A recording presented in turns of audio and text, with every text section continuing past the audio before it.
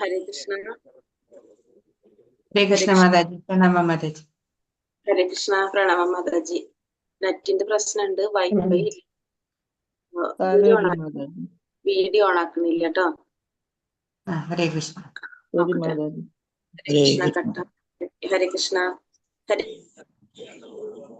കൃഷ്ണ. ഓം നമോ ഭഗവതേ വാസുദേവായ. ഓം നമോ ഭഗവതേ വാസുദേവായ. ഓം നമോ ഭഗവതേ വാസുദേവായ. ഓം അജ്ഞാനതിമിരാന്തസ്യ ജ്ഞാനാഞ്ജനാശലാകയ ചക്ഷുരുന്മീലിതം യേന തസ്മൈ ശ്രീഗുരവേ നമഃ. നമോ വിഷ്ണുപാദായ കൃഷ്ണപ്രേഷ്ഠായ ഭൂതലേ ശ്രീമതേ ഭക്തിവേദാന്ത സ്വാമിനിധി നാമിനെ നമസ്തേ സരസ്വതേ ദേവേ ഗൗരവാണി പ്രചാരിണേ നിർവിശേഷ ശൂന്യവാദി പാശ്ചാത്യ ദേശധാരിണേ ജയ ശ്രീ കൃഷ്ണ ചൈതന്യ പ്രഭു നിത്യാനന്ദ ശ്രീ അദ്വൈത ഗദാധര ശ്രീവാസാദി ഗൗര ഭക്തവൃന്ദ. ഹരേ കൃഷ്ണ കൃഷ്ണ കൃഷ്ണ ഹരേ ഹരേ, ഹരേ രാമ രാമ ഹരേ ഹരേ. ഹരേ കൃഷ്ണ. ശ്രീ ശ്രീ രാധാഗോവിന്ദ ടെമ്പിൾ ഇസ്കോൺ മാംഗ്ലൂരിന്റെ 18 ദിവസത്തെ ഭഗവത്ഗീത ക്ലാസ്സിലേക്ക് എല്ലാവർക്കും സ്വാഗതം. ഇന്ന് അധ്യായം 16 ദേവാസുര ഭാവങ്ങളാണ് ഇന്നത്തെ അധ്യായത്തിൽ നമ്മൾ പഠിക്കാൻ പോകുന്നത്. ദേവാസുര ഭാവങ്ങൾ, ദേവന്മാരുടെയും ആസുരികമായിട്ടുള്ള സ്വഭാവത്തെ കുറിച്ച്, ദൈവികമായിട്ടുള്ളതും ആസുരികമായിട്ടുള്ള സ്വഭാവങ്ങളെ കുറിച്ചാണ് നമ്മൾ ഇന്നത്തെ അധ്യായത്തിൽ പഠിക്കാൻ പോകുന്നത്. നമുക്ക് നോക്കാം. ഹരേ കൃഷ്ണ. ഓം നമോ ഭഗവതേ വാസുദേവായ. ശ്രീ ഭഗവാനുവാച അഭയം സപ്ത സംശുദ്ധിർജ്ഞാന യോഗ വ്യവസ്ഥിതിഃ ദാനം ദമശ്ച യജ്ഞശ്ച സാധ്യായസ്തപ ആർജവം അഹിംസാ സത്യമക്രോധസ്ത്യാഗ ശാന്തിരപൈശുനം ദയാ ഭൂതേഷു ലോലുപ്തം മാർദ്ദവം ഹ്രീരചാപലം തേജക്ഷമാ ധൃതി ശൗചം അദ്രോഹം നാതിമാന്യത ഭവന്തി സമ്പദം ദേവീം അഭിജാതസ്യ ഭാരത. പരമദിവ്യോത്തമ പുരുഷൻ പറഞ്ഞു. ഭഗവാൻ എന്താ പറഞ്ഞത്? ഹേ ഭാരത, നിർഭയത, അസ്തിത്വത്തിന്റെ ശുദ്ധി, ആധ്യാത്മിക ജ്ഞാനനിഷ്ഠ, ദാനം, ആത്മനിയന്ത്രണം, യജ്ഞം, വേദപഠനം, തപസ്, ലാളിത്യം, അഹിംസ, സത്യം, ക്രോധമില്ലായ്മ, ത്യാഗം, ശാന്തി, പരദൂഷണത്തിൽ വെറുപ്പ്, സർവജീവികളോടും കാരുണ്യം, ലോഭമില്ലായ്മ, മൃദുല സ്വഭാവം, വിനയം, സ്ഥിരനിശ്ചയം, തേജസ്, ക്ഷമ, ധൈര്യം, ശൗചം, അസൂയരാഹിത്യം, ബഹുമതിക്കുള്ള ഇതെല്ലാം ദൈവിക പ്രകൃതിയിൽ അനുഗ്രഹീതരായ ദൈവികതയുള്ള ദിവ്യപ്രകൃതിയിൽ അനുഗ്രഹീതരായിട്ടുള്ള ദൈവികതയുള്ളവരുടെ ഗുണങ്ങൾ എന്തൊക്കെയാണെന്ന് പറയണം. അപ്പൊ ഈ അധ്യായത്തിൽ മെയിൻ ആയിട്ട് എന്താ പറയുന്നത്?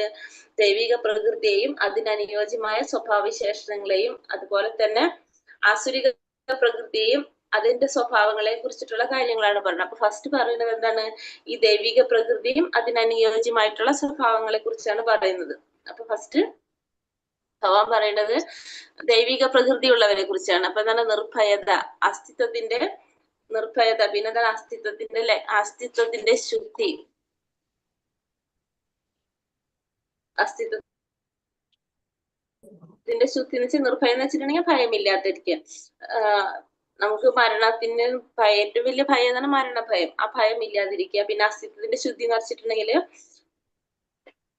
സന്യാസി അനുസരിക്കേണ്ടതായിട്ടുള്ള പോലെ ചില നിബന്ധനകള്, അതാണ് അസ്തിത്വത്തിന്റെ ശുദ്ധി. ആധ്യാത്മിക ജ്ഞാനനിഷ്ഠ, ദാനം, ആത്മനിയന്ത്രണം, തപസ്, ലാളിത്യം, അഹിംസ, സത്യം, ക്രോധമില്ലായ്മ, ത്യാഗം, ശാന്തി, പരദൂഷണത്തിൽ വെറുപ്പ്, സർവ്വജീവികളോടും കാരുണ്യം, ലോഭമില്ലായ്മ എന്ന് വെച്ചിട്ടുണ്ടെങ്കിൽ നമുക്ക് ആഗ്രഹമില്ല എന്ന് വെച്ചാൽ ഭയങ്കര നമുക്കിങ്ങനെ ഓരോന്ന് ചെയ്യാനുള്ളൊരു അതിനോടുള്ളൊരു ആഗ്രഹം ഇല്ലാതിരിക്കുക. മൃദുല സ്വഭാവം, വിനയം, സ്ഥിരനിശ്ചയം, തേജസ്, ക്ഷമ, ധൈര്യം, ശൗചം, അസൂയരാഹിത്യം, ബഹുമതിക്കുള്ള ദിവ്യ പ്രകൃതിയിൽ അനുഗ്രഹീതരായിട്ടുള്ള ദൈവികതയുള്ളവർക്കുള്ള ഗുണങ്ങളാണ് ഈ പറഞ്ഞ ഇതെല്ലാം തന്നെ. ഇത് എത്ര ഗുണങ്ങളുണ്ട്? ഈ പറഞ്ഞ 26 ഗുണങ്ങളുണ്ട്. ഈ ആധ്യാത്മികത, ഈ 26 ഗുണങ്ങള് ഇപ്പൊ നമ്മൾ എന്ത് ചെയ്യണം? ഇത് വളർത്തിയെടുക്കേണ്ടത് അത്യാവശ്യമാണ്. നമുക്ക് ഇതെല്ലാം, ഈ ഗുണങ്ങളെല്ലാം വളർത്തിയെടുക്കേണ്ടത് നമുക്ക് അത്യാവശ്യമാണ്. പല രീതിയിലും ഭൗതിക സ്ഥിതികളിൽ സ്വജനികളാണെങ്കിൽ പോലും ജനവിഭാഗങ്ങൾക്ക് ആത്മസാക്ഷാത്കാരത്തിലൂടെ ഉന്നതിയിലേക്ക് എത്താനായിട്ട് സാധിക്കും. അതുകൊണ്ട് നമുക്ക് ഈ ഗുണങ്ങൾ, 26 ഗുണങ്ങൾ, ഈ ഗുണങ്ങൾ വളർത്തിയെടുക്കേണ്ടത് അത്യാവശ്യമാണ് പറയാ. ദമ്പോ ദർപ്പോഭിമാനശ്ച ക്രോധ പാരുഷ്യമേവ ച അജ്ഞാനം ചാഭിജാതസ്യ പാർത്ഥ സംഭാതമാസുരീം. ഹേ പാർത്ഥ, ഗർവം, അഹങ്കാരം, അഭിമാനം, ക്രോധം, പാരുഷ്യം, അജ്ഞാനം എന്നിവ അസുര ഗുണങ്ങളാണ്. അപ്പൊ ഇനി അതൊക്കെയാണ് ഗർവം, അഹങ്കാരം, അഭിമാനം, ക്രോധം, പാരുഷ്യം, അജ്ഞാനം എന്നിവയൊക്കെയാണ് ആസുര ഗുണങ്ങളാണ് പറഞ്ഞത്. ആസുരിക ഗുണങ്ങൾ പറഞ്ഞാണ് ഗർവം, അഹങ്കാരം, അഭിമാനം, ക്രോധം, പാരുഷ്യം, ഇതൊക്കെ അജ്ഞാനം, ഇതൊക്കെ എന്താണ്? ആസുരിക ഗുണങ്ങളാണ്. ആസുരിക സ്വഭാവത്തിലുള്ളവരെന്താണ്? അവര് പൊതുവെ അഹംഭാവികളായിരിക്കും, അല്ലെങ്കിൽ അഹങ്കാരികളായിരിക്കും. കുറച്ചൊരു സമ്പത്തോ എന്താ പറയാ, കുറച്ചൊരു സമ്പത്തോ അല്ലെങ്കിൽ വിദ്യാഭ്യാസമോ എന്തെങ്കിലും ഉണ്ടെങ്കിൽ തന്നെ അവരെന്ത് ചെയ്യും? അവർ ഭയങ്കര അഭിമാനിച്ചു കൊണ്ടിരിക്കും. ഒരു തരത്തിലും അവർക്കൊരു അങ്ങനത്തെ ഒരു ബഹുമാനം കിട്ടാനായിട്ട് ബഹുമാനിക്കാനോ ആദരിക്കാനോ അർഹതയില്ലാത്തവരെങ്ങനെയായിരിക്കും? അവർ ഭയങ്കര അഹങ്കാരികളായിരിക്കും, അഹംഭാവികളായിരിക്കും. പിന്നെ മറ്റുള്ളവരോട് തന്നെ കോപം,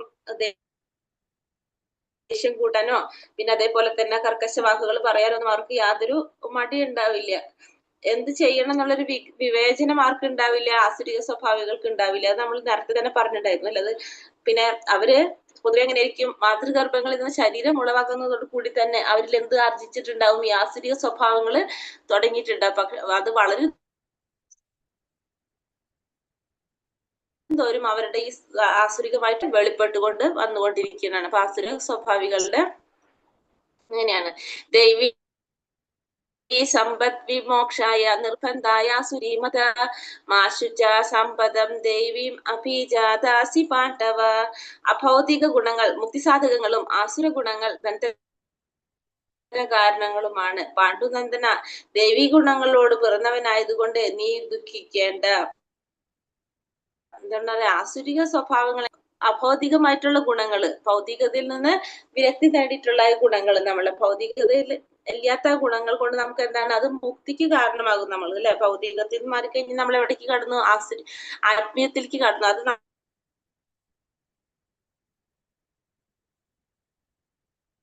നമുക്ക് മുക്തിക്ക് കാരണമാകും. ആസുരി പാണ്ഡുനന്ദനോട് പറഞ്ഞെന്താണ്? അർജുനോട് പറയാണ്, നീ ദുഃഖിക്കേണ്ട ആവശ്യമില്ല, നീ എങ്ങനെ പിറന്നവനാണ്?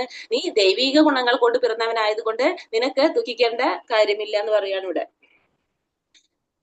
അർജുനൻ ദൈവിക ഗുണത്തോട് പിറന്നതാണ്. അപ്പൊ അതുകൊണ്ടാണ് അർജുനൻ എന്ത് വരുന്നത്? ഭീഷ്മരെയും ദ്രോണരെയൊക്കെ അവരൊക്കെ ബഹുമാന്യരായതുകൊണ്ട് അവരെ വധിക്കാമെന്ന സംശയം ഉദിക്കുന്നത് എന്തുകൊണ്ടാണ്? അർജുനൻ ഈ ക്രോധത്തിനോ മിഥ്യമായിട്ടുള്ള അഭിമാനത്തിനോ അതിലൊന്നും വശപ്പെട്ടിട്ടില്ല. അർജുനൻ അങ്ങനെ പ്രവർത്തിക്കുന്നത് ആരാണ്? അസുര സ്വഭാവികളാണ് അങ്ങനെയൊക്കെ ചെയ്യുന്നത്. പക്ഷെ അർജുനൻ അങ്ങനത്തെ ഒരു സ്വഭാവം വന്നിട്ടില്ല. ക്ഷത്രിയനാണ്. എന്താണ് ക്ഷത്രിയൻ ചെയ്യേണ്ടത്? യുദ്ധം ചെയ്യുക എന്നുള്ളതാണ് ക്ഷത്രിയന്റെ ധർമ്മം. എങ്കിൽ പോലും എന്താണ് തന്റെ കടമയിൽ നിന്ന് ഒഴിഞ്ഞു അർജുനൻ എന്താ ചിന്തിക്കുന്നത്? അവരൊന്നും യുദ്ധം ചെയ്യാൻ പാടില്ല എന്നാണ് ചിന്തിക്കുന്നത്. അപ്പൊ ഭഗവാൻ എന്താ പറഞ്ഞു കൊടുക്കുന്നത്? അങ്ങനെ തന്റെ ഉത്തരവാദിത്തത്തിൽ ഒഴിഞ്ഞു നിൽക്കുന്നതും എന്താണെന്ന് പറയുന്നത്? അത് ആസുരിക സ്വഭാവമാണെന്ന് പറയുന്നത്. അപ്പൊ തന്റെ ഉത്തരവാദിത്തം, തന്റെ കടമയിൽ നിന്ന് ഒഴിഞ്ഞു നിൽക്കുന്നതും ആസുരിക സ്വഭാവമാണ്. അപ്പൊ അർജുനനോട് വിഷമിക്കേണ്ട യാതൊരു ആവശ്യമില്ല. നമ്മൾ ചെയ്യേണ്ട കടമകൾ ചെയ്യേണ്ടതാണ്. അതല്ലെങ്കിൽ അത് എന്തായിട്ട് മാറാണ്? ആസുരിക സ്വഭാവമായിട്ട് മാറുന്നു എന്നാണ് പറയുന്നത്. അപ്പൊ നീ ദൈവിക ഗുണങ്ങളായ പിറന്നുകൊണ്ട് നിനക്ക് ദുഃഖിക്കേണ്ട ആവശ്യമില്ല എന്ന് അർജുനനോടുകൂടെ ഭഗവാൻ അടുത്ത് പറഞ്ഞു കൊടുക്കാണ്. ദൗഭൂത സർഗൗ ലോകേസ്മിൻ ദൈവ ആസുര ഏവ ച ദൈവോ വിസ്തരശോ പ്രോക്ത ആസുരം പാർത്ഥ മേ ശൃണു. ഹേ പാർത്ഥ, ഈ ലോകത്തിലുള്ള എല്ലാ സൃഷ്ടികളും ആസുരം, ദൈവികം എന്നീ രണ്ട് വിഭാഗങ്ങളിൽ ഒന്നിൽ പെടുന്നു. ഞാൻ ദൈവിക ഗുണങ്ങളെ പറ്റി വിസ്തരിച്ച് പറഞ്ഞല്ലോ, ഇനി ആസുരങ്ങളായവയെ പറ്റി വിവരിക്കാം. അപ്പൊ ഈ ലോകത്തിൽ രണ്ട് തരം സൃഷ്ടികളാണുള്ളത്, ഒന്ന് ആസുരികമായിട്ടുള്ളതും ഒന്ന് ദൈവികമായിട്ടുള്ളതും. അപ്പൊ രണ്ട് വിഭാഗത്തിലും ഉള്ളതുണ്ടാവുക. അപ്പൊ ഞാൻ ദൈവിക ഗുണങ്ങളെ കുറിച്ച് പറഞ്ഞു, ഇനി എന്താണ്, ഇനി ആസുരങ്ങളെ കുറിച്ച് പറയാന്നാണ് ഭഗവാൻ അർജുനനോട് പറഞ്ഞത്. അപ്പൊ രണ്ട് തരത്തിലുള്ളതാണ് പറയാ, ഒന്ന് ദൈവികമായിട്ടുള്ളതുണ്ട്, ഒന്ന് ആസുരികമായിട്ടുള്ളതുണ്ട്. അതില് ദൈവികമായിട്ടുള്ളതിന് ഒന്ന് നിനക്ക് പറഞ്ഞു തന്നു, ഇനി ആസുരികമായിട്ടുള്ളതിനെ കുറിച്ച് പറയാന്നാണ് ഭഗവാൻ പറയുന്നത്. ദൈവിക പ്രകൃതിയുള്ളവനാണ് അർജുനൻ, ഭഗവാൻ പറഞ്ഞു കഴിഞ്ഞില്ല. ഇനി ആസുരിക പ്രകൃതിയിലുള്ളതിനെ കുറിച്ച് പറഞ്ഞു കൊടുക്കാൻ പോകണം. അപ്പം ആസുരിക സ്വഭാവികൾ എങ്ങനെയായിരിക്കും? തന്നിഷ്ടപ്രകാരം പ്രവർത്തിക്കുന്നവരായിരിക്കും അല്ലെ. ജീവിതത്തിന്റെ നിയമങ്ങളോ നിയന്ത്രണങ്ങളോ ഒന്നും ആരനുസരിക്കുന്നുണ്ടാവില്ല. ആസുരിക സ്വഭാവത്തിലുള്ളവര് അത് അനുസരിക്കുന്നുണ്ടാവില്ല, അവര് തന്നിഷ്ടപ്രകാരം പ്രവർത്തിക്കുന്നതായിരിക്കും. ഈ ആസുരന്മാരും ദേവന്മാരും രണ്ടു കൂട്ടരുമാരാണ് പ്രജാപതിയുടെ സന്താനങ്ങൾ തന്നെയാണ്. രണ്ടു കൂട്ടരും പ്രജാപതിയുടെ സന്താനങ്ങൾ തന്നെയാണ്. ഒരു കൂട്ടര് ദൈവിക സ്വഭാവത്തോട് പ്രവർത്തിക്കുന്നു, മറ്റേ കൂട്ടർ എങ്ങനെയാണ്? ആര് തിഥിയുടെ മക്കളും ദേവന്മാര് അതിഥിയുടെ മക്കളുമാണ്. ഈ രണ്ട് കൂട്ടരും രണ്ടു തരത്തിൽ പ്രവർത്തിക്കുന്നു മാത്രം. പ്രവർത്തിയും ച നിവർത്തിയും ച ജനാനാം വിതുരാസുരഃ ന ശൗചം നാപി ചാപാരോ ന സത്യം ന ശൗചം നാപി ചാചാരോ ന സത്യം തേഷു വിദ്യതേ. കേൾക്കുന്നുണ്ടോ മാതാജി? ഹരേഷ്ണ ക്ലിയർ ആണല്ലോ അല്ലെ? കേൾക്കുന്നുണ്ട്, ഇടയ്ക്ക് ഒന്ന് പോകുന്നുണ്ട്. അതാണ് ഇവിടത്തെ നെറ്റ് സിഗ്നൽ കുറവ് കാണുന്നുണ്ട്, ചോദിച്ചു. ഹരികൃഷ്ണ. പ്രവൃത്തിയും ച നിവർത്തിയും ച ജനാനാ വിതുരാസുരഃ ന ശൗചം നാപി ചാചാരോ സത്യം തേഷു വിദ്യതേ. ചെയ്യേണ്ടതെന്തെന്നോ ചെയ്യരുതാത്തതെന്തെന്നോ ആസുര സ്വഭാവികൾക്ക് അറിഞ്ഞുകൂടാ. വിശുദ്ധിയോ നല്ല പെരുമാറ്റമോ സത്യസന്ധതയോ അവർക്കില്ല. എന്താണ് ചെയ്യേണ്ടത് എന്താണെന്നോ ചെയ്യരുതാത്തത് എന്തെന്നോ ആർക്കറിയുന്നില്ല? ആസുര സ്വഭാവികൾക്ക് അറിഞ്ഞുകൂടാ. അപ്പൊ വിശുദ്ധിയോ നല്ല പെരുമാറ്റമോ സത്യസന്ധതയോ ഒന്നും ആർക്കുണ്ടാകില്ല? ആസുര സ്വഭാവികൾക്ക് ഉണ്ടാകില്ല. കാരണം അവരുടെ പ്രവർത്തികൾ എപ്പോഴും എങ്ങനെയായിരിക്കും? അവർക്ക് നല്ലൊരു എന്താ പറയാ, നല്ല രീതിയിൽ പ്രവർത്തിക്കാനായിട്ട് അവർക്ക് അറിയില്ല. അവർക്ക് എന്താണ് ചെയ്യേണ്ടതെന്നോ എന്തെന്ന് പ്രവൃത്തിയും നിവർത്തിയും ചെന്നത്, എന്താണ് പ്രവർത്തിക്കേണ്ടത്, എന്താണ് ചെയ്യാൻ പാടുള്ളത്, എന്താണ് ചെയ്യാൻ പാടില്ലാത്തതെന്നുള്ളത് ആർക്കറിയാൻ സാധിക്കുന്നില്ല? ഈ ആസുര സ്വഭാവികൾക്ക് അറിയില്ല. അവർക്ക് ഇഷ്ടം, അവരെങ്ങനെ പ്രവർത്തിക്കുന്നത്, അവർക്ക് ഇഷ്ടമുള്ള പോലെയാണ് അവർ പ്രവർത്തിക്കുന്നത്. അവർ പ്രവർത്തിക്കുന്നത് കൊണ്ട് അവർക്കും ഉപകാരം ഉണ്ടാവില്ല, മറ്റുള്ളവർക്കും ഉപകാരം ഉണ്ടാവില്ല. അങ്ങനെയായിരിക്കും ആര് പ്രവർത്തിക്കുന്നത്? ഈ ആസുരിക സ്വഭാവത്തിലുള്ളവര് പ്രവർത്തിക്കുന്നത്. അതായത് എന്തൊരു കാര്യം പറഞ്ഞു കഴിഞ്ഞാൽ അവരെന്താണ് അതിനൊക്കെ ചോദ്യം ചെയ്തുകൊണ്ടിരിക്കും. അവര് പ്രവർത്തിക്കുന്ന മര്യാദയ്ക്ക് ചെയ്യുമില്ല, മറ്റുള്ളവരെ കൊണ്ട് ചെയ്യിക്കുകയില്ലാത്തൊരു സ്വഭാവമായിരിക്കും ആരുടെ? ആസുരിക സ്വഭാവത്തിലുള്ളവരുടെ. അസത്യം അപ്രതിഷ്ഠം തേ ജഗദാഹൂരനീശ്വരം പരസ്പര സംഭൂത കിം അന്യത് കാമ ഹൈതുകം. ഈ പ്രപഞ്ചം ഒരു ഈശ്വരൻ ഇല്ലെന്നും അവർ പറയുന്നു. ലൈംഗികാഭിലാഷ മാത്രമാണ് ഇതിന്റെ ഉൽപ്പത്തിക്ക് കാരണമെന്നും കാമമല്ലാതെ മറ്റൊന്നും കാരണമായിട്ടില്ലെന്നുമാണ് ഇവർ പറയുന്നത്. അപ്പൊ എന്താ പറയുന്നത്? ഈ പ്രപഞ്ചം അസത്യവുമാണ്, അടിസ്ഥാനരഹിതവുമാണെന്ന്, അതിന് നിയന്ത്രണമായിട്ട് ഒരു ഈശ്വരൻ ഇല്ലെന്നും അവർ പറയുന്നു. ഇത് ഇവിടുത്തെ ഏറ്റവും വലിയ കാര്യം എന്താണ്? ലൈംഗികമായിട്ടുള്ള അഭിലാഷം മാത്രമാണ് ഇവിടുത്തെ ഉൽപ്പത്തിക്ക് കാരണമെന്നും അതല്ലാതെ വേറൊരു കാരണമില്ലെന്നുമാണ് ആര് പറയുന്നത്? ഇവര് പറയുന്നത്. കാരണം ഈശ്വരൻ ഇല്ല എന്നാണ് ഇവർ പറയുന്നത്. അസുര സ്വഭാവികൾ തന്നെ ഒരു മായ കാഴ്ച പോലെയാണ് കാണുന്നത്. അവര് എന്താ പറഞ്ഞ, ഈശ്വരൻ ഇല്ല എന്ന് വിശ്വസിക്കുന്നവരാണ്. ഒരു പ്രത്യേക ഉദ്ദേശത്തോടെ ഈശ്വരൻ സൃഷ്ടിച്ചതല്ല ഇതെന്നാണ് ആര് പറയുന്നത്? ഈ ആസുരിക സ്വഭാവികൾക്ക് പറയുന്നത്. അവർക്ക് അവരുടേതായ രീതിയിലുള്ള ഒരു തത്വശാസ്ത്രങ്ങൾ ഉണ്ടാവും. കാരണം പ്രപഞ്ചം തനിയെ തന്നെ ഉളവായിട്ടുള്ളതാണ്. അതിന് ഉത്ഭവത്തിന് പിന്നില് ഒരു ഈശ്വരനുണ്ടെന്ന് വിശ്വസിക്കാൻ ആര് തയ്യാറല്ല? ആസുര സ്വഭാവികള് തയ്യാറല്ല. ഇത് എന്താണ് പറയാ, ഭൗതിക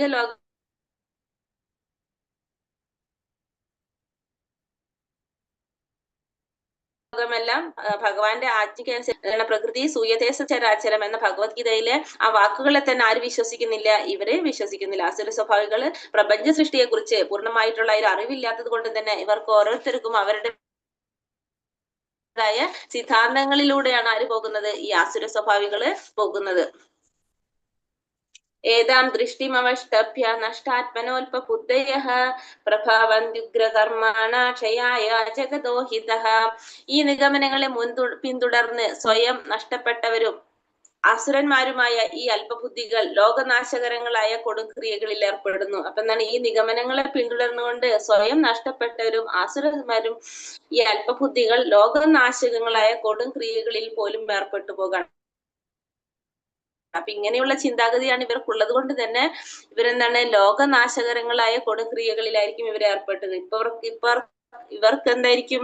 ബുദ്ധി കുറവായിരിക്കും ഇവർക്ക് പൊതുവെ. കാരണം ഇവര് ഈശ്വരൻ എന്താണെന്നറിയാത്തവരാണ്. ഇവര് ഭൗതികവാദികൾ. അവരെ വിചാരം എന്താണ്? അവര് പുരോഗതിയിലേക്കാണ് പോകുന്നത് എന്നാണ് അവരുടെ ധാരണ. പക്ഷെ അവരെന്താണ്?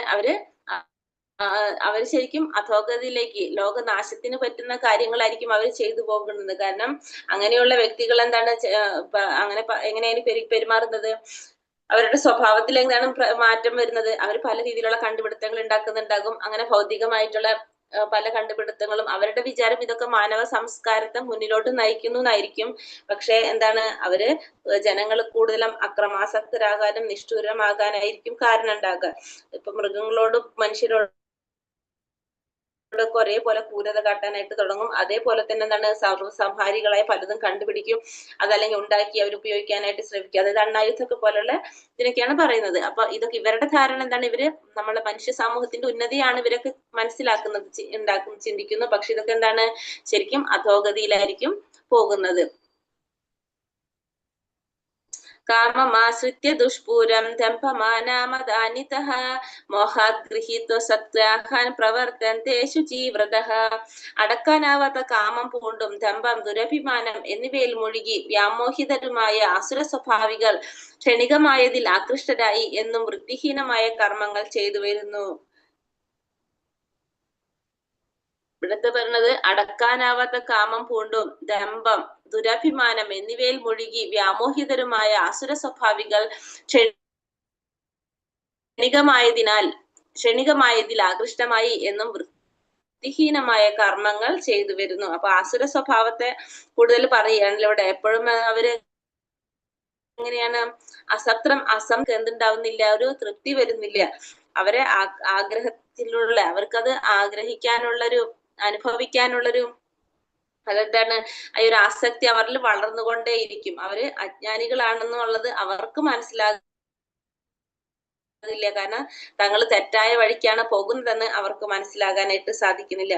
അവര് ധനത്തിന്റെയും മറ്റുള്ള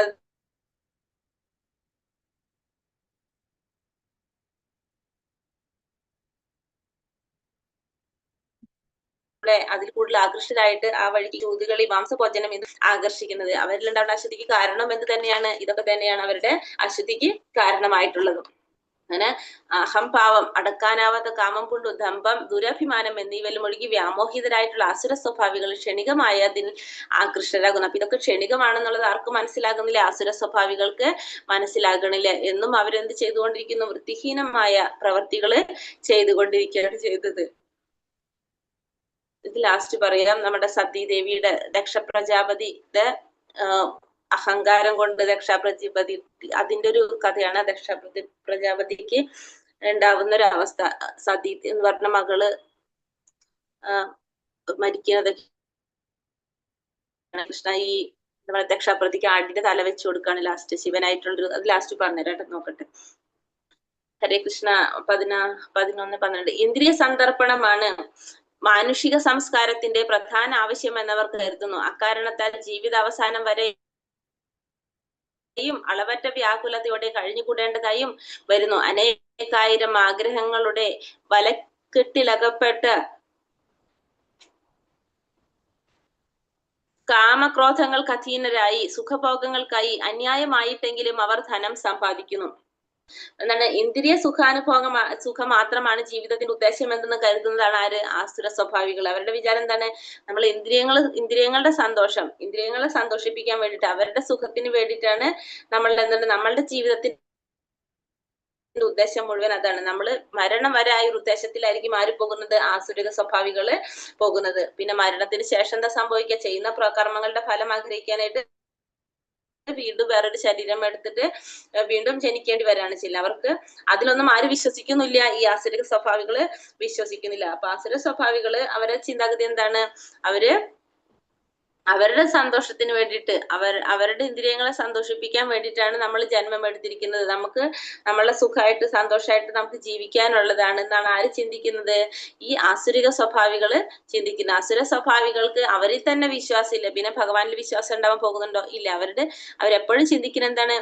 ഇന്ദ്രിയ സുഖങ്ങൾക്കായി മാത്രം അവരുടെ കർമ്മങ്ങൾ ചെയ്യണം. ചിലപ്പോൾ പാപങ്ങളായിരിക്കാം, എന്ത് കർമ്മങ്ങളായിക്കോട്ടെ, അതൊക്കെ ചെയ്യണം അവർ തന്നെ അവരുടെ സന്തോഷത്തിനും അവരുടെ സുഖത്തിനും വേണ്ടി മാത്രമാണ് അവർ ചെയ്യുന്നത്. അവരുടെ ഉള്ളിൽ ആരുണ്ടെന്ന് അറിയില്ല. ഒരു പരമാത്മ രൂപത്തിൽ ഭഗവാൻ ഇരിക്കുന്നുണ്ട് എന്നുള്ളൊരു കാര്യം ആര് മനസ്സിലാക്കുന്നില്ല?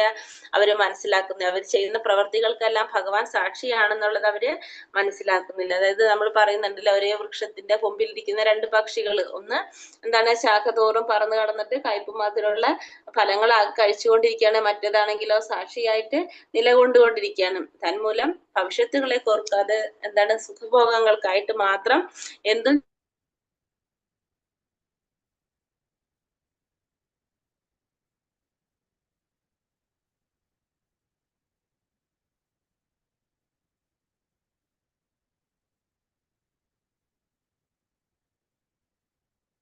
വിചാരിക്കുന്നത്.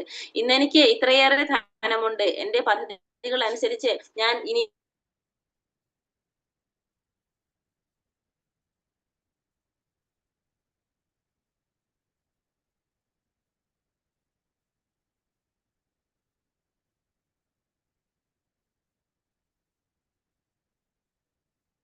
ഞാൻ കൊല്ലും, ഞാൻ എല്ലാറ്റിന്റെയും ഉടമയാണ്, ഞാൻ സുഖിയാണ്, എല്ലാം തികഞ്ഞവനും ബലവാനും സന്തുഷ്ടനും സമ്പന്നനുമാണ്. കുലീനരായ ബന്ധുക്കൾ എനിക്ക്, എന്നോളം ബുദ്ധിമാനും സന്തോഷവാനുമായ ആരുണ്ട്? ഞാൻ യാഗങ്ങൾ അനുഷ്ഠിക്കും, ദാനം ചെയ്യും, സന്തോഷിക്കും എന്നെല്ലാം ഓർത്ത് അവർ അജ്ഞാനത്താൽ മോഹിതരാകുന്നു. അപ്പോ ആസുര സ്വഭാവികൾ വിചാരിക്കുന്ന എന്താണ്? ഇന്നെനിക്ക് ഇത്രയേറെ ധനമുണ്ട്, എന്റെ പദ്ധതികൾ അനുസരിച്ച് ഞാൻ ഇനിയും ധനം ആർജിച്ചു കൊണ്ടേയിരിക്കും, ഇത്രയേറെ ധനം എനിക്ക് എപ്പോഴും ഉണ്ട്, അത് ഭാവിയിൽ കൂടി വരികയും അയാൾ എന്റെ ശത്രുവാണ്, ഞാൻ അയാളെ കൊന്നു, ഇനിയുള്ള ശത്രുക്കളെ ഞാൻ കൊല്ലും, ഞാൻ എല്ലാറ്റിന്റെയും ഉടമയാണ്, ഞാൻ സുഖിയാണ്, ഞാൻ എല്ലാം തികഞ്ഞവനാണ്, ബലവാനാണ്, സന്തുഷ്ടനാണ്, സമ്പന്നനാണ്, കുലീനരായ ബന്ധുക്കളുണ്ട് എനിക്ക്, എന്നോളം ശക്തിമാനും സന്തോഷവാനുമായി ആരുണ്ട്? ഞാൻ യാഗങ്ങൾ അനുഷ്ഠിക്കും, ദാനം ചെയ്യും, സന്തോഷിക്കും എന്നെല്ലാം ഓർത്ത് അവർ അജ്ഞാനത്താൽ വ്യാമോഹിതരാകുന്നു. കാരണം അവരെ കുറിച്ച് മാത്രമാണ് ആര് ചിന്തിക്കുന്നത്? ആസുര സ്വഭാവികള് ചിന്തിച്ചു കൊണ്ടിരിക്കുന്നത്. അനേക ചിത്ത വിഭ്രാന്ത മോഹജാല സമാവൃത പ്രസക്ത കാമഭോഗേഷു പതന്തി നരകേഷു ച. ഇങ്ങനെ പലവിധം ആകാംക്ഷകളിൽ പെട്ട് വലഞ്ഞും വ്യാമോഹത്തിന്റെ വലയിൽ കുടുങ്ങിയും ഇന്ദ്രിയ സുഖങ്ങളിൽ അത്യാസക്തരുമായി അവർ നരകത്തിൽ വീഴുന്നു. അപ്പൊ ആസുര പ്രകൃതിയിലുള്ളവരെങ്ങനെയാണ്? അവര് പല രീതിയിലും ഇങ്ങനെ വ്യാമോഹത്തിന്റെ വലയിൽ കുടുങ്ങി ഇന്ദ്രിയ സുഖങ്ങളിൽ അത്യാസക്തരായിക്കൊണ്ട് അവര് നരകത്തിൽ പോയിട്ടാണ് ആര് വധിക്കുന്നത്? ഈ ആസുരിക സ്വഭാവികള് വീഴുന്നത്. ആസുര പ്രകൃതികൾ കാരണം അവർക്ക് ധനം ആർജിക്കാനുള്ള ഒരു ആഗ്രഹത്തിന് യാതൊരു അവസാനം ഉണ്ടാകുന്നില്ല. തനിക്ക് ഇപ്പൊ എത്ര സ്വത്തുണ്ടോ അതിങ്ങനെ കണക്കാക്കിക്കൊണ്ടിരിക്കും, അത് ഇനിയും കൂടുതൽ വർദ്ധിപ്പിക്കാനുള്ള വഴികൾ ഇങ്ങനെ ചിന്തിച്ചു കൊണ്ടിരിക്കും. പിന്നെ അതിനു വേണ്ടിയിട്ട് എന്ത് ആധാർമികമായിട്ടുള്ള പ്രവർത്തികൾ ചെയ്യുന്നതിനോ നിയമവിരുദ്ധമായിട്ടുള്ള പ്രവർത്തികൾ ചെയ്യുന്നതിനൊന്നും അവർക്ക് യാതൊരു മടിയും ഉണ്ടാകുന്നില്ല. അവർക്ക് വന്നു ചേരുന്ന എന്തെങ്കിലും ഗുണങ്ങളും കഴിവുകളും അവർക്ക് വന്നാൽ തന്നെ അവരെ ചിന്താഗതി എന്താണ്? ഇത് അവരുടേതായിട്ട് മാത്രം, അവര് ആകസ്മികമായിട്ട് വന്നു ചേരുന്നതാണെന്നല്ല, തന്റെ കഴിവ് കൊണ്ടാണ് ഇതൊക്കെ സംഭവിച്ചതെന്നാണ് ആര് ചിന്തിക്കുന്നത്? ആസുര സ്വഭാവികൾ ചിന്തിക്കുന്നത്. കാരണം അവര് കൂടുതൽ അവർക്ക് ആരെ പറ്റിയുള്ള ഇതില്ല, ഭഗവാനെ കുറിച്ചൊരു ചിന്തയില്ല. കാരണം ഭഗവാൻ ഉണ്ടെന്ന് തന്നെ അവര് വിശ്വസിക്കുന്നില്ല. അവരുടേതായ ഒരു സ്വഭാവം കൊണ്ട് വന്നതാണെന്നാണ് അവർ ചിന്തിച്ചു പോകുന്നത്.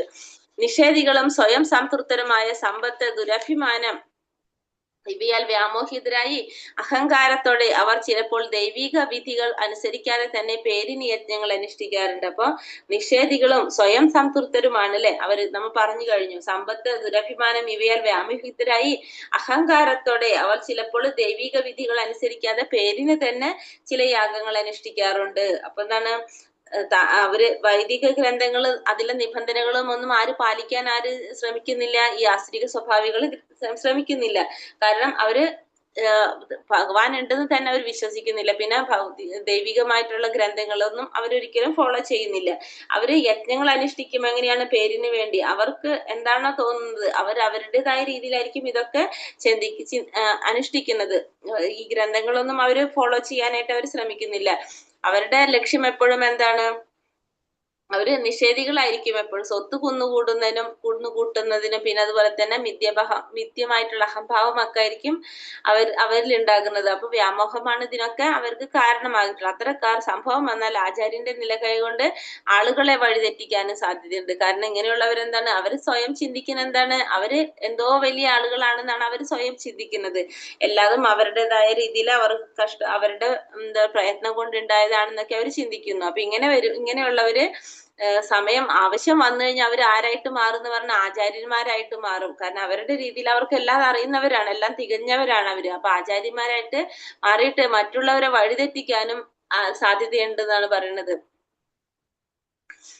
അങ്ങനെ അവര് ദേവന്മാരായോ തങ്ങൾ സ്വയം സൃഷ്ടിച്ച ഈശ്വരനെയോ പൂജിക്കും. സാമാന്യ ജനങ്ങൾ ഇവരെ ഈശ്വരനെന്ന് കരുതി വാഴ്ത്തുകയും ചെയ്യും. അപ്പൊ അവര് എന്ത് ചെയ്യും, ചിലപ്പോ ദേവന്മാരായിരിക്കാം, അല്ലെങ്കിലോ സ്വയം തന്നെ അവർ ഓരോ ഈശ്വരനെ സൃഷ്ടിക്കും, അല്ലെങ്കിൽ അവർ സ്വയം ഈശ്വരനാണെന്ന് പറഞ്ഞുകൊണ്ട് അവരെന്ത് ചെയ്യും, ആരാധിക്കാനായിട്ട് പറയും, അങ്ങനെ വാഴ്ത്തപ്പെടാനായിട്ട് നോക്കുകയോ ചെയ്യും. ഇതൊക്കെ അവിധിപൂർവ്വമാണ് നമ്മളോട് പറഞ്ഞു കഴിഞ്ഞു. അത് ദേവന്മാരെ ആരാധിക്കണം. അപ്പൊ സ്വയം മനുഷ്യന്മാര് തന്നെ ആരാധന ചെയ്യാനായിട്ട് ആരാധിക്കാൻ പറഞ്ഞു കഴിഞ്ഞാലുള്ള അവസ്ഥ എന്തായിരിക്കും? കാരണം ഈ അസുര സ്വഭാവത്തിലുള്ളവര് അവർക്ക് തന്നെ അറിയുന്നില്ല അവരെന്താണ് പ്രവർത്തിക്കുന്നതെന്ന്. അവര് ഭഗവാനെ കുറിച്ച് ആലോചിക്കാത്തവരാണ് അവര്, അല്ലെ. പിന്നെ അടുത്തതില് അസുരന്മാർ മിഥ്യാഹങ്കാരം, ബലം, ഗർവം, കാമം, ക്രോധം ഇവയാൽ സംഭ്രാന്തരായി തങ്ങളുടെയും അന്യരുടെയും ശരീരങ്ങളിൽ കുടികൊള്ളുന്ന പരമദിവ്യോത്തമ പുരുഷനോട് ഈർഷ്യാലുക്കളായി തീർന്ന ശരിയായ ധർമ്മത്തെ പഴിക്കുന്നു. അപ്പൊ ഈശ്വരൻ ഇല്ല എന്നാണ് അവർ വിശ്വസിക്കുന്നത് തന്നെ. അത് മാത്രമല്ല അവരെന്ത് ചെയ്യുന്നു എന്ന് പറയുന്നത്, ഈശ്വരനെ സദാ എതിർക്കുന്നവരാണ്, ധർമ്മശാസ്ത്രങ്ങളിൽ വിശ്വസിക്കാത്തവരാണ് ഇവര് എപ്പോഴും എന്ത് ചെയ്യണ, ഭഗവാനെ കുറിച്ചും പിന്നെ തങ്ങളുടെ ദുരഭിമാനം, ശക്തിയും സമ്പാദിച്ചു കൂട്ടിയ ധനവുമൊക്കെയാണ് ഇതിനൊക്കെ കാരണമാകുന്നത്. പക്ഷെ അവരെന്ത് ചെയ്യുന്നില്ല, ഭഗവാനിൽ ഒരിക്കലും വിശ്വസിക്കുന്നില്ല. ഭഗവാന്റെ ഭഗവാനെ കുറിച്ചും ഭഗവാന്റെ സത്തയെ കുറിച്ചും ഈർഷ്യാലുക്കളാണ് ആര്, ഈ അസുര സ്വഭാവത്തിലുള്ളത്. കാരണം വരാൻ പോകുന്ന ഈ ജീവിതം അടുത്തൊരു ജീവിതത്തിന്റെ തയ്യാറെടുക്കലാണെന്നുള്ളത് ആർക്കും മനസ്സിലാക്കുന്നില്ല. അവർക്ക് മനസ്സിലാകും തങ്ങൾ ഈ ചെയ്യുന്ന പ്രവർത്തികളെല്ലാം അടുത്തൊരു ജന്മത്തിന്റെ തയ്യാറെടുക്കലാണ്, അടുത്തൊരു ശരീരത്തിന്റെ തയ്യാറെടുക്കലാണെന്നുള്ളത് ആസുര സ്വഭാവികൾക്ക് അറിയുന്നില്ല.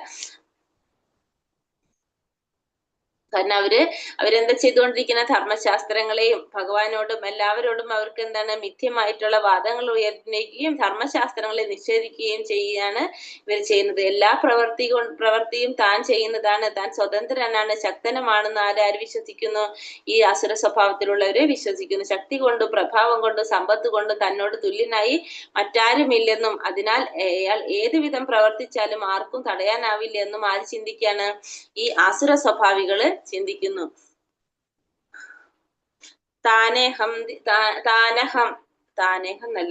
താനഹം ദിശതാ ക്രൂരാൻ സംസാരേഷു നരാധമാൻ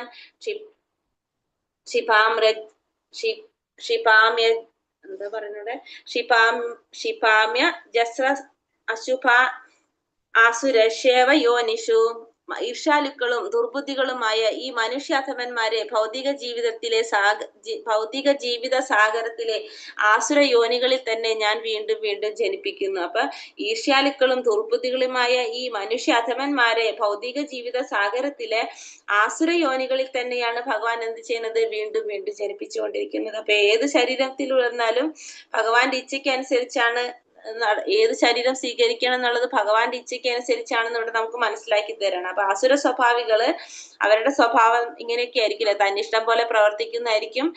എങ്ങനെയൊക്കെയാണെങ്കിലും അവരുടെ അടുത്ത ജന്മം എന്തെന്ന് തീരുമാനിക്കുന്നത് ആരാണ്? ഭഗവാനാണ് തീരുമാനിക്കുന്നത്, തങ്ങളല്ല എന്നുള്ളത് ഇവിടെ നമുക്ക് വ്യക്തമാക്കി തരണം. അപ്പൊ മരണശേഷം ഏത് മാതാവിന്റെ ഗർഭാശയത്തിലാണ് പ്രവേശിക്കപ്പെടേണ്ടതും അവിടെ വെച്ച് അത് ഏത് ശരീരം കൈക്കൊള്ളണം എന്നുള്ളത് തീരുമാനമെടുക്കുന്നത് ആരാണ്? ഭഗവാൻ തന്നെയാണെന്ന് പറഞ്ഞു. അപ്പൊ ഈ അസുര സ്വഭാവികൾ വീണ്ടും വീണ്ടും രാക്ഷസീയ ഗർഭങ്ങളിലേക്കാണ് വീണ്ടും വന്ന് പിറക്കേണ്ടി വരുന്നതെന്ന് നമുക്ക് ഈ ശ്ലോകത്തിലൂടെ മനസ്സിലാക്കി തരാണ്. ആസുരീം യോനി മാപന്യ മൂഢ ജന്മനി ജന്മനി മാമാ പ്രൈവ കൗന്ദേയ തഥോ യാന്ത്യാതമാ ഗതിയും. ഹേ കുന്തി പുത്ര, ആസുര ജീവഗണങ്ങളിൽ അനേകം തവണ ജന്മമെടുത്ത ശേഷവും ഇത്തരക്കാർ ഒരിക്കലും എന്റെ അടുത്തെത്തുകയില്ല. ക്രമേണ അധികം നീചങ്ങളായ തലങ്ങളിലേക്ക് താഴ്ത്തപ്പെടുന്നു. അപ്പൊ ഇത്തരക്കാര് അസുര ജീവഗണത്തില് എത്ര പ്രാവശ്യം ജന്മം എടുത്താലും എന്താണ്, അവര് വീണ്ടും വീണ്ടും വീണ്ടും നീചമായ തലങ്ങളിലേക്ക് പോയിക്കൊണ്ടിരിക്കുകയാണ് ചെയ്യുന്നത്. അവര് ഒരിക്കലും ഭഗവാന്റെ അടുത്ത് എത്തുന്നില്ല. ഭഗവാൻ കരുണാമൂർത്തിയാണ് നമുക്ക് പറയാം, എങ്കിലും അസുര പ്രകൃതക്കാരിൽ ഒരിക്കലും ഭഗവാൻ കനിയുകയില്ല എന്ന് നമുക്ക് ഈ ശ്ലോകത്തിലൂടെ മനസ്സിലാക്കാണ്. അപ്പൊ ഭഗവാനെ കൊല്ലപ്പെട്ട മുക്തി കിട്ടും, പക്ഷെ ഇവർക്ക് അതുപോലും ലഭിക്കാനായിട്ടുള്ള സാധ്യത ഉണ്ടാവില്ല അസുര സ്വഭാവത്തിലുള്ളവർക്ക്. കാരണം ഇവര് എന്താണ് പറഞ്ഞത്, അനേകം തവണ ജന്മം എടുത്താലും ഇത്തരക്കാര് ഭഗവാന്റെ അടുത്ത് എത്തില്ല എന്ന് ഭഗവാനോട് എടുത്തു പറയാണ്. ഇപ്പൊ ഏത് ജന്മത്തിൽ വന്നാലും അവര് ക്രമേണ താഴ്ന്ന തലങ്ങളിലേക്കായിരിക്കും അവര് പോയിക്കൊണ്ടിരിക്കുന്നത്. ഭഗവാന്റെ കരുണ ഇവർക്ക് ലഭിക്കാൻ സാധ്യത കുറവാണെന്നുള്ളത് ഈ ഒരു ശ്ലോകത്തിലൂടെ ഭഗവാൻ മനസ്സിലാക്കി തരാണ്. ത്രിവിധം നരകസ്യേദ്യം ധാരം നാശാനമാത്മനഃ കാമക്രോധസ്തഥാ ലോഭ തത്രയം ത്യജേത്. നരകത്തിന് കവാടങ്ങൾ 3 ഉണ്ട്. കാമം, ക്രോധം, ലോഭം. ബുദ്ധിയുള്ള എല്ലാവരും ഇവയെ ഉപേക്ഷിക്കണം, കാരണം അവ ആത്മാവിന്റെ അധപതനത്തിലേക്ക് വഴിതെളിക്കും. അപ്പൊ നരകത്തിന്റെ കവാടങ്ങൾ എത്ര? 3 തരം, 3 കവാടങ്ങളാണ് നരകത്തിനുള്ളത്. അതൊക്കെയാണ് കാമം, ക്രോധം, ലോഭം. ബുദ്ധിയുള്ള എല്ലാവരും എന്ത് ചെയ്യും? ഇതിനെ ഉപേക്ഷിക്കും. ആത്മാവിന്റെ അധപതനത്തിലേക്ക് വഴിതെളിക്കുന്നതാണ് ഈ 3. ഇതിൽ 3ൽ നിന്ന് നമ്മൾ എന്ത് ചെയ്യണം? വിട്ടു നിൽക്കാനായിട്ട് ശ്രമിക്കണം. ബുദ്ധിയുള്ളവരാണെങ്കിലോ ഈ 3ൽ നിന്നും വിട്ടു നിൽക്കും. അല്ലാത്തവർക്കാണ് എന്തുണ്ടാവുന്നത്? ഈ കാമത്തിനെയും ക്രോധത്തിനെയും ലോഭത്തിനെയും ഇതിനെ ഉപേക്ഷിക്കാതിരിക്കുന്നത്. ഇപ്പൊ കാമം എന്ന് വെച്ചാൽ നമുക്കറിയാം ആഗ്രഹം, ക്രോധം അതിലൂടെ വരുന്ന ദേഷ്യം, ലോഭം എന്ന് വെച്ചാൽ ധനം സമ്പാദിക്കാനൊക്കെ ഉള്ള ഒരു ആസക്തിയാണ് നമുക്ക് എന്ത് പറയാ? ലോഭം എന്ന് പറയാം. അപ്പൊ ഈ 3 കാര്യങ്ങൾ നമ്മൾ എന്ത് ചെയ്യണം? വിട്ടു നിൽക്കേണ്ടത് ആവശ്യമാണെന്ന് പറയാണ്. ഏതേർ വിമുക്ത കൗന്ദേയ താമോദരസ്ത്രീഭിർനരഃ അചരത്യാത്മനാം ശ്രേയസ്തതോ യാതി പരാം ഗതി. കുന്തിപുത്ര, ഈ 3 നരകദ്വാരങ്ങളിൽ നിന്ന് രക്ഷ പ്രാപിച്ചവർ ആത്മസാക്ഷാത്കാരത്തിനുതകുന്ന കർമ്മങ്ങൾ ചെയ്ത് ക്രമേണ പരമപദത്തിലെത്തും. അപ്പൊ ഈ 3 എണ്ണത്തിൽ നിന്നും രക്ഷ നേടിക്കഴിഞ്ഞിട്ടുണ്ടെങ്കിൽ, രക്ഷ പ്രാപിച്ചു കഴിഞ്ഞാൽ എന്താണ്? ആത്മസാക്ഷാത്കാരത്തിന് ഉതകുന്ന കർമ്മങ്ങൾ ചെയ്തുകൊണ്ട് ക്രമേണ നമുക്ക് എവിടേക്ക് എത്താനായിട്ട് സാധിക്കും? പരമപദത്തിലെത്താനായിട്ട് സാധിക്കും എന്ന് പറയുന്നത്. അപ്പൊ ഈ 3 എണ്ണത്തിൽ നിന്ന് നമ്മൾ എപ്പോഴും എന്ത് ചെയ്തുകൊണ്ടിരിക്കണം? രക്ഷ പ്രാപിച്ചു കൊണ്ടിരിക്കണം. ആത്മസാക്ഷാത്കാരത്തിന് ഉതകുന്ന കർമ്മങ്ങൾ ചെയ്തുകൊണ്ട് നമുക്ക് എങ്ങനെ ഇതിൽ നിന്ന് രക്ഷ നേടാൻ സാധിക്കുക? ആത്മസാക്ഷാത്കാരത്തിന് എന്താണോ വേണ്ടത്? നാമം ജപിക്കുക, അങ്ങനത്തെ പ്രവർത്തികൾ ചെയ്തുകൊണ്ട് നമുക്ക് എന്ത് ചെയ്യാൻ സാധിക്കും? നമുക്ക് ക്രമേണ പരമപദത്തിലേക്ക് ഉയരാനായിട്ട് നമുക്ക് സാധിക്കും. മനുഷ്യൻ കാമം, ക്രോധം, ലോഭം എന്നീ 3 ശത്രുക്കളെ കരുതലോടെ ഇരിക്കണം. ഈ 3 എണ്ണം നമ്മുടെ ശത്രുവാണ്. അപ്പൊ ഈ 3 എണ്ണത്തിൽ നമ്മൾ എന്ത് ചെയ്യണം? കരുതലോടെ ഇരിക്കണം. ഒരാൾ കാമക്രോധ ലോഭങ്ങളിൽ നിന്ന് എത്ര ഒഴിഞ്ഞു നിൽക്കുന്നുവോ അത്രത്തോളം അയാളുടെ ജീവിതം പരിശുദ്ധമായിട്ട് തീരും. അപ്പൊ എത്ര ഇതിൽ നിന്ന് ഒഴിഞ്ഞു നിന്നാൽ അത്രയും നമുക്ക് എന്ത് കിട്ടും? പരിശുദ്ധി നമുക്ക് കിട്ടിക്കൊണ്ടിരിക്കും. പിന്നെ വൈദിക സാഹിത്യങ്ങളിൽ പറയുന്ന നിയമനിബന്ധനകൾ അയാൾക്ക് അനുസരിക്കാനായിട്ട് കഴിയും. അപ്പൊ ഇതിൽ നിന്നും 3ൽ നിന്നും ഒഴിഞ്ഞു മാറിക്കഴിഞ്ഞാലാണ് നമുക്ക് എന്ത് സാധിക്കുന്നത്?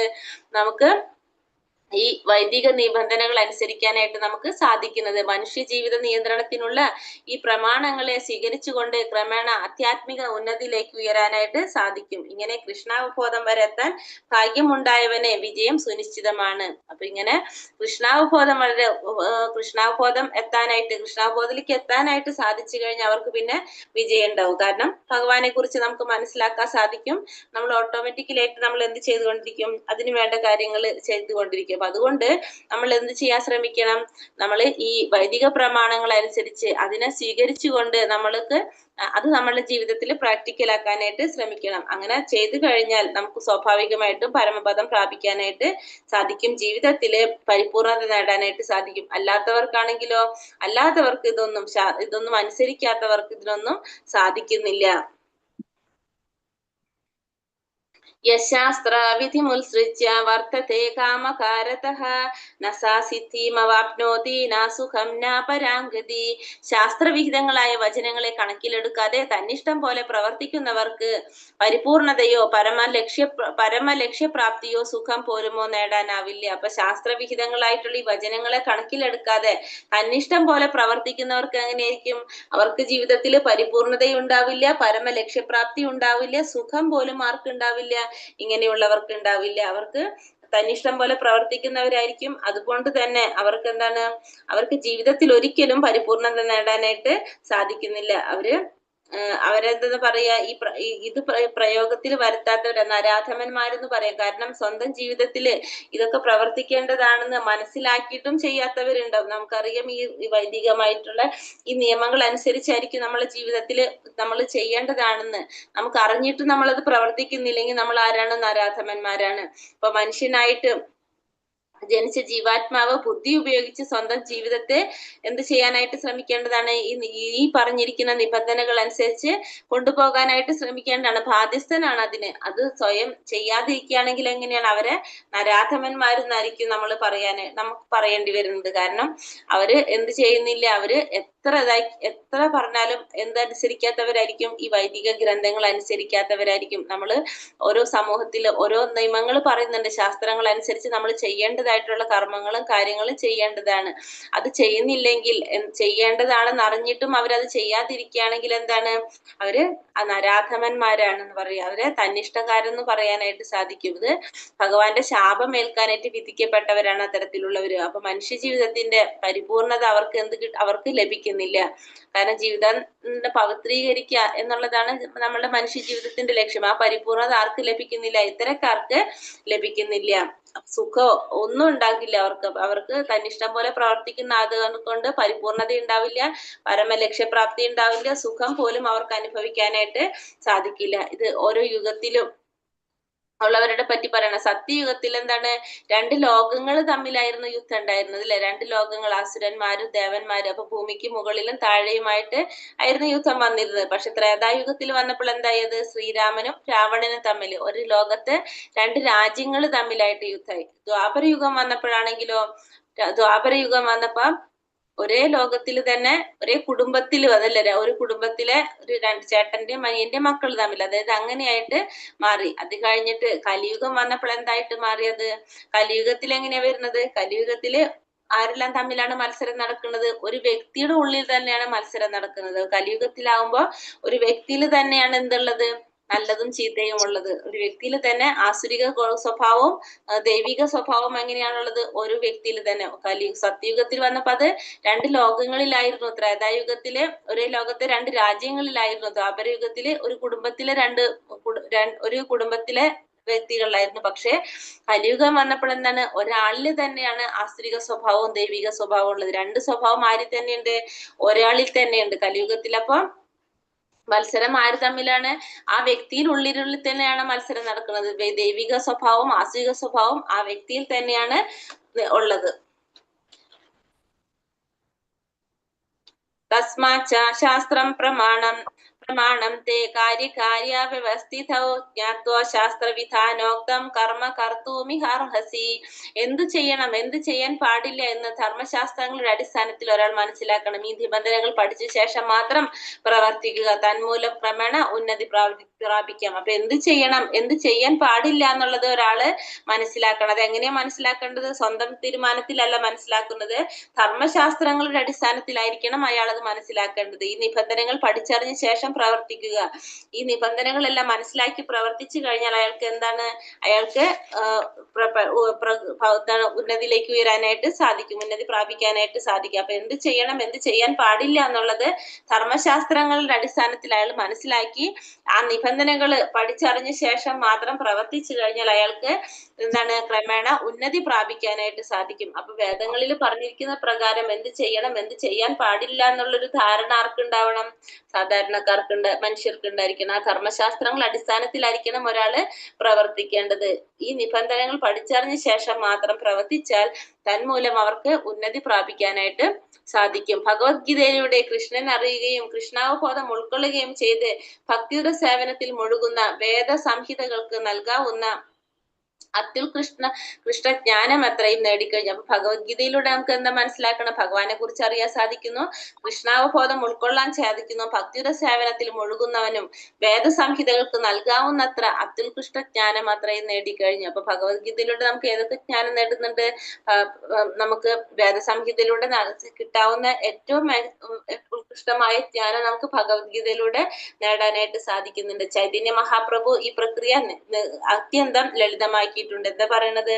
ചൈതന്യ മഹാപ്രഭു നമ്മളോട് ഉപദേശിച്ചത് എന്താണ്? ജനങ്ങളോട് ഉപദേശിച്ചത് ഹരേ കൃഷ്ണ കൃഷ്ണ കൃഷ്ണ ഹരേ ഹരേ, ഹരേ രാമ രാമ രാമ ഹരേ ഹരേ എന്ന മഹാമന്ത്രം ജപിക്കാനും ഭഗവാന്റെ സേവനത്തിൽ ഭക്തിപൂർവ്വം ഏർപ്പെടാനും ഭഗവത് പ്രസാദം ഭക്ഷിക്കാനുമാണ് അദ്ദേഹം ജനങ്ങളോട് ഉപദേശിച്ചത്. അപ്പൊ 3 കാര്യങ്ങളാണ് ചൈതന്യ മഹാപ്രഭു, ഭഗവാന്റെ ഗുഹ്യ അവതാരമായിട്ടുള്ള, കലിയുഗത്തിൽ അവതാരമായിട്ടുള്ള ചൈതന്യ മഹാപ്രഭു പറഞ്ഞത്. എന്തൊക്കെയാണ്? 1 ഹരേ കൃഷ്ണ മഹാമന്ത്രം ജപിക്കാൻ, 2 ഭഗവാന്റെ സേവനത്തിൽ ഭക്തിപൂർവ്വം ഏർപ്പെടാൻ, 3 ഭഗവാന്റെ പ്രസാദം ഭക്ഷിക്കാൻ. ഇത് 3 കാര്യങ്ങളാണ് നമുക്ക് പറഞ്ഞിട്ടുള്ളത്. 1 ഹരേ കൃഷ്ണ മഹാമന്ത്രം ജപിക്കാം, ഭക്തിയുടെ സേവനം ചെയ്തുകൊണ്ടിരിക്കുക, ഭഗവാന്റെ പ്രസാദം സ്വീകരിക്കുക. ഈ 3 കാര്യങ്ങളാണ്. 3 കാര്യങ്ങൾ ചെയ്യാനാണ് ജനങ്ങളോട് ആരാവശ്യപ്പെട്ടിട്ടുള്ളത്, ഉപദേശിച്ചിട്ടുള്ളത്? ചൈതന്യ മഹാപ്രഭു ഉപദേശിച്ചിട്ടുള്ളത്. ഈ ഭക്തി സാധനകളിൽ നേരിട്ട് ഏർപ്പെട്ടിരിക്കുന്ന ഒരാൾ വൈദിക സാഹിത്യങ്ങൾ വേണ്ടവണ്ണം പഠിച്ചിട്ടുണ്ടെന്ന് പറയാം. ഇപ്പൊ ഈ ഭക്തി സാധനങ്ങളിൽ നേരിട്ട് ഏർപ്പെട്ട് കഴിഞ്ഞിട്ടുണ്ടെങ്കിൽ അയാള് വൈദിക സാഹിത്യങ്ങള് വേണ്ടവണ്ണം പഠിച്ചിട്ടുണ്ടെന്ന് പറയാനായിട്ട് സാധിക്കും. അപ്പൊ അപ്പൊ അതുകൊണ്ട് തന്നെ നമ്മൾ ഈ 3 കാര്യങ്ങളാണ് ചെയ്യേണ്ടത്. കാരണം എന്തൊക്കെയാണ്? 1 ഹരേകൃഷ്ണ മഹാമന്ത്രം ജപിക്കുക, ഭഗവാന്റെ സേവനത്തിൽ ഏർപ്പെട്ടുകൊണ്ടിരിക്കുക, പിന്നെ അതുപോലെ തന്നെയാണ് ഭഗവാന്റെ പ്രസാദം സ്വീകരിക്കുക. ഈ 3 കാര്യങ്ങൾ ചെയ്യാനാണ് ചൈതന്യ മഹാപ്രഭു ജനങ്ങളോട് ആവശ്യപ്പെട്ടത്. അതിന് കാരണം എന്താണ്? മനുഷ്യർക്ക് എന്താണ്? മനുഷ്യർക്ക് 4 തരത്തിലുള്ള ദോഷങ്ങൾ പറയുന്നുണ്ട്. 4 തരത്തിലുള്ള ദോഷങ്ങളുണ്ട്. അതുകൊണ്ട് ഒന്നെന്താണ് പറഞ്ഞത്? ആ ദോഷങ്ങൾ കാരണം കൊണ്ട് അത് ഇല്ലാതാക്കണമെങ്കിൽ നമ്മൾ ഇതൊക്കെ ചെയ്തേ പറ്റൂ. ഒന്നെന്താണ്? അപക്വമായിട്ടുള്ള ഇന്ദ്രിയങ്ങളാണ് നമ്മള്, പക്വതയില്ലാത്ത ഇന്ദ്രിയങ്ങളാണ് നമ്മളെ ഇന്ദ്രിയങ്ങൾ ഒരിക്കലും എന്തല്ല, പരിപൂർണതയുള്ളതല്ല. പിന്നെ വഞ്ചനാ പ്രവണത, മറ്റുള്ളവരെ വഞ്ചിക്കാനുള്ള പ്രവണത ആരിലുണ്ട്? മനുഷ്യരിലുണ്ട്. പിന്നെ തെറ്റുവരുത്താനുള്ള ഒരു പ്രവണതയും ആരിലുള്ളതാണ്? മനുഷ്യരുള്ളതാണ്. പിന്നെ വ്യാമോഹം, നമുക്ക് തെറ്റേതാണോ ശരിയാണോ അത് മനസ്സിലാവാത്തൊരവസ്ഥയാണ് നമ്മുടെ. അപ്പൊ ഇത് 4ഉം ആരുടെ ദോഷങ്ങളാണ്? മനുഷ്യന്റെ ദോഷങ്ങളാണ്. ഇതൊക്കെയാണെന്ന് അപക്വമായിട്ടുള്ള ഇന്ദ്രിയങ്ങള്, വഞ്ചനാ പ്രവണത, തെറ്റുവരുത്താനുള്ള പ്രവണത, വ്യാമോഹം. ഇത് നമ്മുടെ ദോഷങ്ങളാണ്. മനുഷ്യരിലുള്ള ദോഷങ്ങൾ ഏതൊക്കെയൊക്കെ പറയുന്നത്? 1 അപക്വമായിട്ടുള്ള, പരിപൂർണത ഇല്ലാത്ത ഇന്ദ്രിയങ്ങള്, വഞ്ചനാ പ്രവണത, വഞ്ചിക്കാനുള്ള ഒരു പ്രവണത, തെറ്റുവരുത്താനുള്ള പ്രവണത, വ്യാമോഹശീലം. ഈ 4 കാര്യങ്ങൾ ആരിലുള്ളതാണ്? മനുഷ്യരിൽ കാണുന്ന വീഴ്ചകളാണ്. നമുക്ക് 4 തരത്തിലുള്ള പ്രശ്നങ്ങൾ നമുക്കുണ്ട്. എന്തൊക്കെയാണെന്ന്? നമ്മളുടെ ഇന്ദ്രിയങ്ങള്, അപക്വമായിട്ടുള്ള ഇന്ദ്രിയങ്ങളാണ് നമുക്കുള്ളത്. പിന്നെ വഞ്ചനാ പ്രവണതയുണ്ട്, മറ്റുള്ളവരെല്ലാവരും വഞ്ചിക്കാനുള്ള ഒരു പ്രവണത മനുഷ്യരിലുണ്ട്. തെറ്റുവരുത്താനുള്ള ഒരു പ്രവണതയുണ്ട്. പിന്നെ വ്യാമോഹശീലം. ഇതൊക്കെ പൊതുവെ മനുഷ്യ സമൂഹത്തിന്റെ ദോഷങ്ങളായിട്ട് പറയാം. അതുകൊണ്ട് തന്നെ നമ്മൾ എന്ത് ചെയ്യാം? നമ്മൾ ചൈതന്യ മഹാപ്രഭു ഉപദേശിച്ചിരിക്കുന്ന പോലെ നാമജപത്തിലൂടെയും ഭഗവാന്റെ സേവനത്തിലൂടെയും ഭഗവത് പ്രസാദം സ്വീകരിക്കുന്നതിലൂടെയും നമുക്ക് എന്ത് ചെയ്യാൻ സാധിക്കും? ഇതിൽ മാറ്റം വരുത്തി കൊണ്ടുവരാനായിട്ട് സാധിക്കും. അപ്പൊ ഈ മനുഷ്യ സമൂഹത്തിന്റെ ഈ വീഴ്ചയ്ക്ക് എല്ലാത്തിനും കാരണം എന്താണെന്നാ പറയുന്നത്? ഭഗവാനെ കുറിച്ചുള്ള ഒരു ജ്ഞാനം തരുന്ന ഈ പ്രമാണങ്ങളോടുള്ളൊരു വെറുപ്പാണ് നമ്മുടെ ഈ മനുഷ്യ സമൂഹത്തിൽ എല്ലാ തരം വീഴ്ചകൾക്കും കാരണം. അപ്പൊ നമ്മളെ ജീവിതത്തിൽ നമുക്ക് ഉണ്ടാവുന്ന എല്ലാ പ്രശ്നങ്ങൾക്കും എല്ലാ വീഴ്ചകൾക്കും കാരണം നമ്മളുടെ ആ ജ്ഞാനം തരുന്ന പ്രമാണങ്ങളോടുള്ള ഒരു വെറുപ്പ്, വൈദിക ഗ്രന്ഥങ്ങളോടുള്ള വെറുപ്പാണ് നമുക്ക് ഈ വീഴ്ചയ്ക്കുള്ള കാരണം അത് നമ്മൾ ചിന്തിക്കുന്നില്ല. വൈദിക പ്രമാണങ്ങൾ അനുസരിച്ച് നമ്മൾ ജീവിക്കണമെന്നോ അതെന്താണെന്നോ നമ്മൾ നോക്കുന്നില്ല. അതാണ് നമ്മളുടെ എല്ലാവരുടെയും ഈ വീഴ്ചയ്ക്കുള്ള, മനുഷ്യ സമൂഹത്തിന്റെ എല്ലാ തരം വീഴ്ചകൾക്കുള്ള കാരണം എന്താണ്? ഒരു അജ്ഞാനം, വൈദിക പ്രമാണങ്ങളെ കുറിച്ചുള്ള അജ്ഞാനം. അതിലെന്താ പറഞ്ഞിരിക്കുന്നത്? ഭഗവാനെ കുറിച്ചാണ് പറയുന്നത്. അപ്പൊ ഭഗവാനെ കുറിച്ചുള്ള അജ്ഞാനമാണ് നമ്മുടെ എല്ലാ വീഴ്ചകൾക്കും കാരണമെന്നാണ് പറയുന്നത്. അപ്പൊ അതുകൊണ്ട് തന്നെ എന്ത് ചെയ്യണം? നാമം ജപിക്കുക, ഭഗവാന്റെ സേവനത്തിൽ ഏർപ്പെട്ടുകൊണ്ടിരിക്കുക, ഭഗവാന്റെ പ്രസാദം ഭക്ഷിക്കുക. അപ്പൊ സ്വാഭാവികമായിട്ട് നമുക്ക് എന്താണ്? പരിശുദ്ധരാവാൻ പറ്റും നമുക്ക്. നമുക്ക് ഈ വൈദിക ഗ്രന്ഥങ്ങൾ മനസ്സിലാക്കാനും അത് ഫോളോ ചെയ്യാനും നമുക്ക് സാധിക്കും. അത് കാരണം പൊതുവെ നമ്മൾ മനുഷ്യർക്ക് 4 കുറവുകളുണ്ട്. എന്തൊക്കെയാണ്? ബദ്ധമായിട്ടുള്ള ആ ജീവാത്മാവിന്റെ 4 കുറവുകൾ എന്നൊക്കെ ഒന്ന് അപക്വമായിട്ടുള്ള ഇന്ദ്രിയങ്ങള്, വഞ്ചനാ പ്രവണത, തെറ്റുവരുത്താനുള്ള പ്രവണത, വ്യാമോഹം, ഈ വ്യാമോഹശീലം, ഇതൊക്കെ എന്താണ്? മനുഷ്യരുടെ കുറവുകൾ തന്നെയാണ്. അപ്പൊ ഇത് നികത്താനായിട്ട് നമുക്ക് എന്തുകൊണ്ട് സാധിക്കും? ഈ വൈദിക പ്രമാണങ്ങൾ അനുസരിച്ച് അനുസരിക്കുന്നതിലൂടെ, അതനുസരിച്ച് നമ്മുടെ ജീവിതം ക്രമീകരിക്കുന്നതിലൂടെ നമുക്ക് സാധിക്കും. ഹരേ കൃഷ്ണ കൃഷ്ണ കൃഷ്ണ ഹരേ ഹരേ, ഹരേ രാമ രാമ രാമ ഹരേ ഹരേ. ക്വസ്റ്റ്യൻ നോക്കാട്ടോ നമുക്ക്, എന്നിട്ട് പറയാം ബാക്കി, അല്ലെങ്കിൽ അറിയുന്നില്ല. ദിവ്യ പ്രകൃതിയാൽ അനുഗ്രഹീതരായവർക്കുള്ള 26 ഗുണങ്ങൾ ഏതൊക്കെയാണ്? ഫസ്റ്റത്തിൽ തന്നെ പറഞ്ഞില്ലേ നമ്മൾ. ഏതൊക്കെയായിരുന്നു? നിർഭയത, കേൾക്കുന്നുണ്ടോ? നിർഭയത, അസ്തിത്വത്തിന്റെ ശുദ്ധി, ആധ്യാത്മിക ജ്ഞാനനിഷ്ഠ, പിന്നെന്താണ്? ദാനം, ആത്മനിയന്ത്രണം, വേദപഠനം, തപസ്, ലാളിത്യം, ക്രോധമില്ലായ്മ,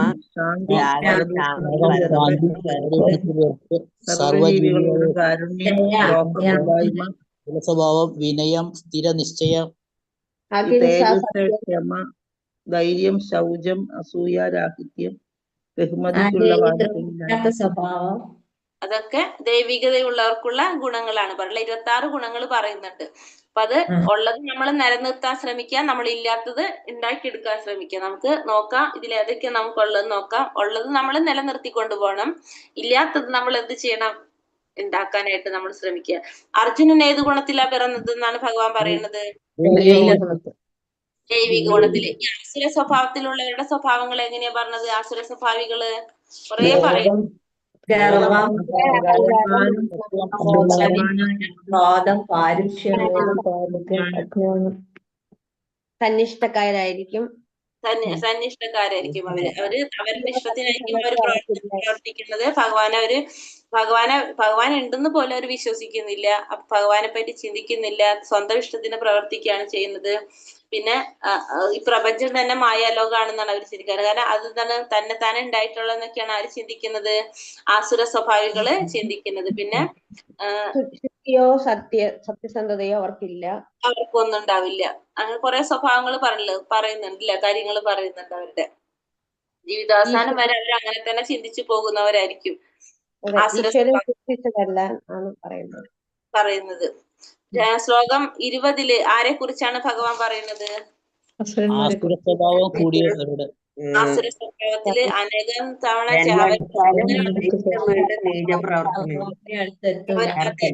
അവരൊരിക്കലും ഉയർന്നു വരുന്നില്ല എന്നാ പറഞ്ഞത്. അവര് താഴ്ന്ന നീച തലങ്ങളിലേക്ക് താഴ്ത്തപ്പെടാണ് ചെയ്യുന്നത് ആസുര സ്വഭാവത്തിലുള്ളവരല്ലേ. വീണ്ടും അതിൽ തന്നെ അതെ, ഭഗവാൻ അവരോട് കരുണ കാണിക്കുന്നില്ല എന്നാണ് പറയുന്നത് ഭഗവാൻ അതില്. നരകത്തിന്റെ 3 കവാടങ്ങൾ ഏതൊക്കെയാണ്? കാമം, ക്രോധം, ലോഭം, ഇതൊക്കെയാണ് 3 കവാടം. ബദ്ധനായ ജീവാത്മാവിൽ കാണുന്ന 4 ദോഷങ്ങൾ ഏതൊക്കെയാണ്? ഇന്ദ്രിയങ്ങൾ, വ്യാമോഹശീലം,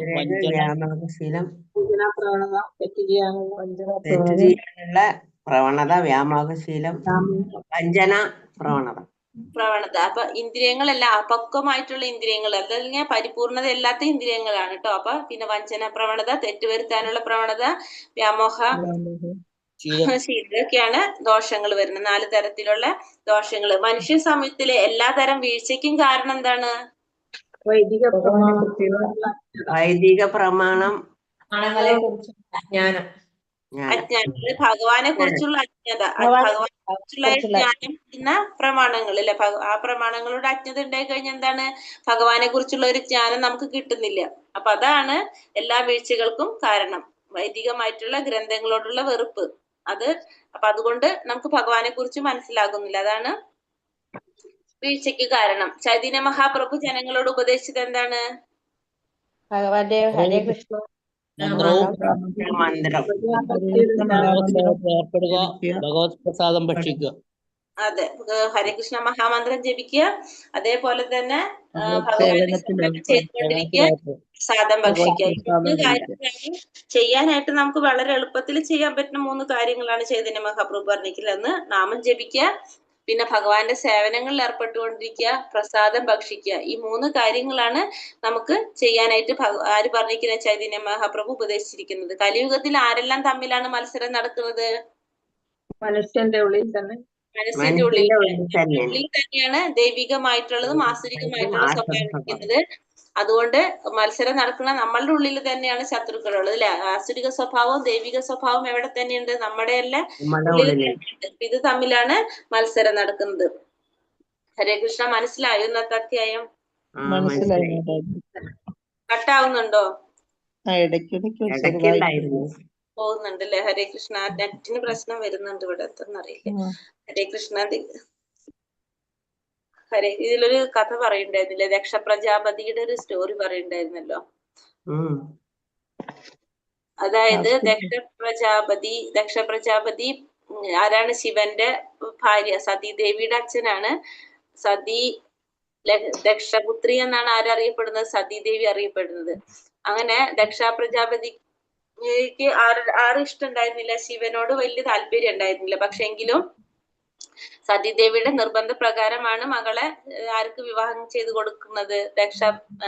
പരമശിവന് വിവാഹം ചെയ്തു കൊടുക്കുന്നത്. അതിനുശേഷം ഒരു യാഗം നടത്താണ്.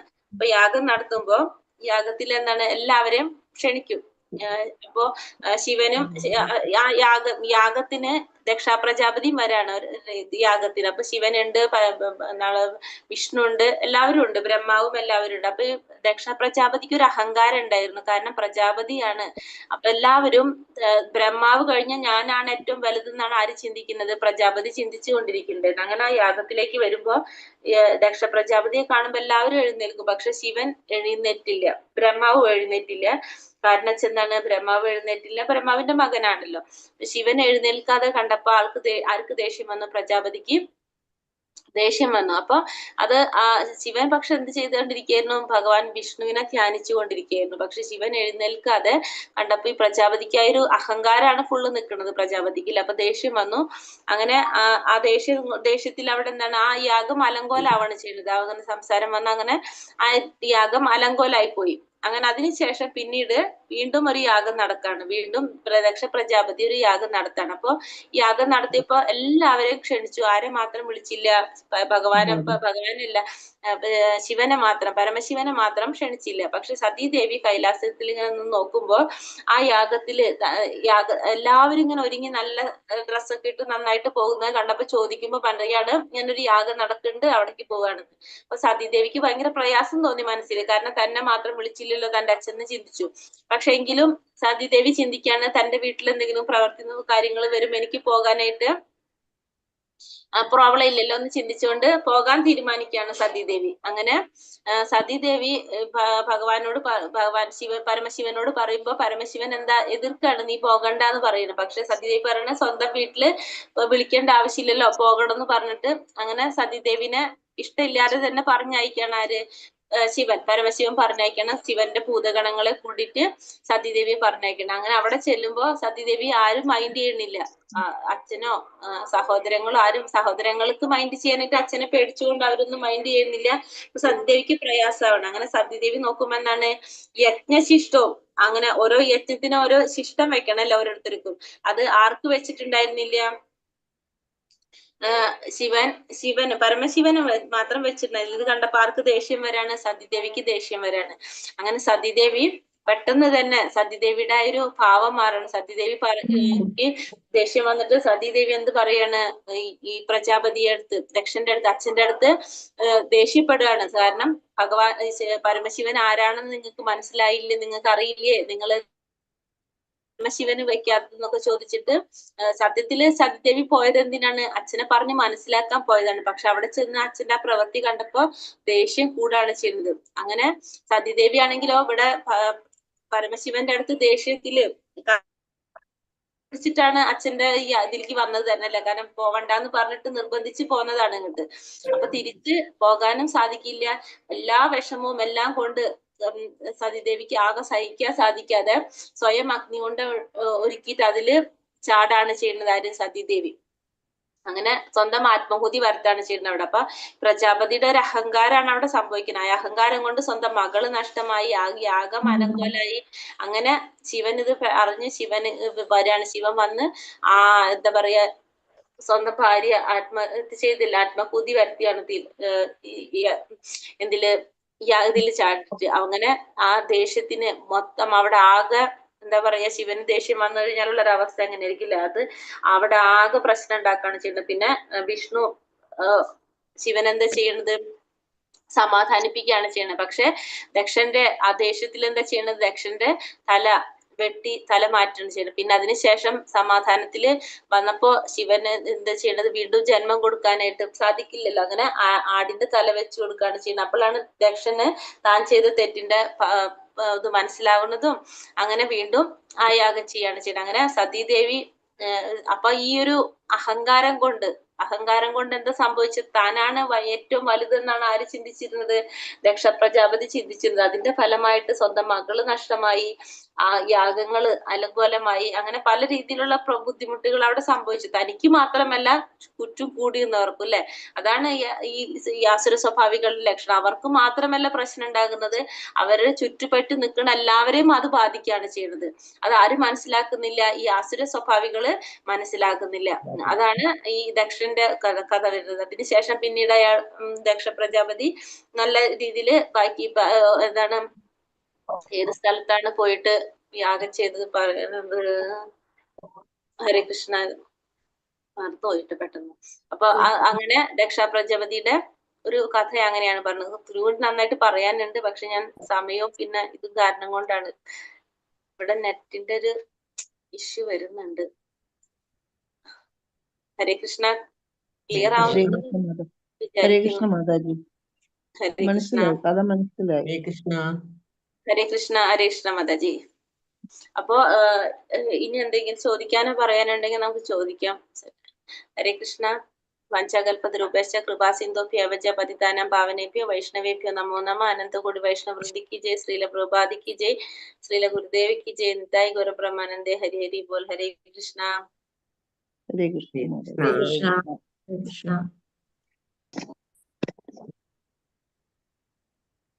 ഹരേ കൃഷ്ണ മാതാജി.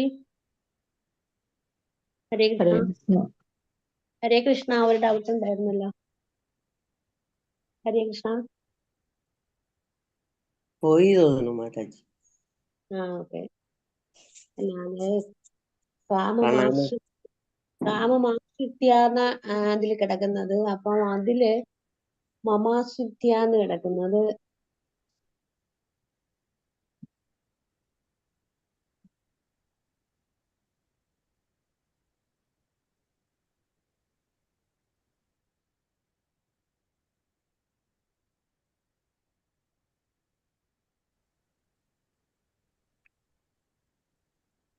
ഹരേ കൃഷ്ണ മാതാജി.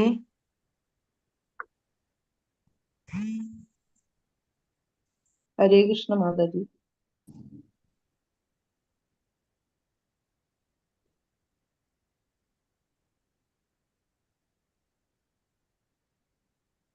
ഹരേ കൃഷ്ണ. ഹരേ കൃഷ്ണ മാതാജി. ആരാ മാതാജി ഡൗട്ട് ചോദിച്ചില്ലേ? ഉഷ.